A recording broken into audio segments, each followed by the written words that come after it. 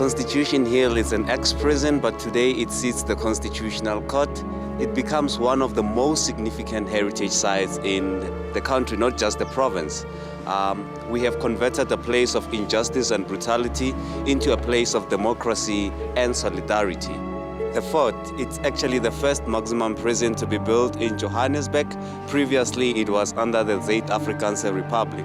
It was built to maintain the law and order inside the small mining village of Johannesburg against the invasion of what the president saw as foreigners. He was referring to the British citizens who came from the Cape, Natal, and other prospectors from places like Australia and America. He feared that their numbers could end up surpassing the numbers of the Dutch settlers, and that could lead to jeopardizing his government.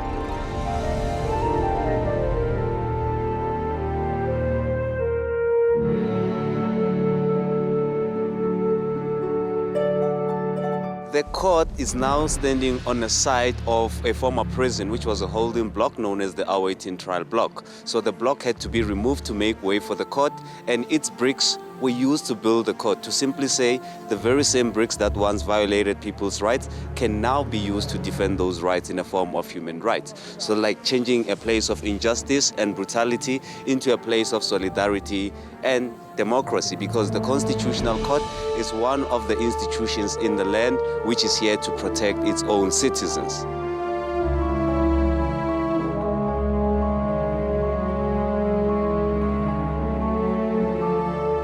The number 4 building was built in 1902, completed in 1904 as a haste decision.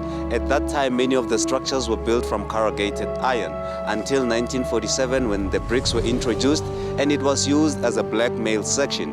And during that time, black was generic in that Indians, coloreds, and Africans were classified as blacks. So that's where all the blacks were kept. And one of the most prominent black prisoners to be kept there was Mohandas Karamchand Gandhi, and also Robert Sobukwe was kept there in 1960 during the state of emergency following the Sharpeville massacre.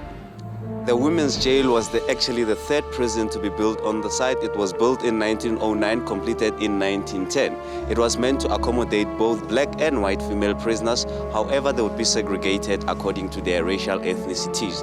And many of the white female prisoners who were kept outside were political prisoners who were then associated with the South African Communist Party. And one of the most prominent prisoners to be kept there was Daisy Dimelka, who was kept there for having killed her husbands and her son.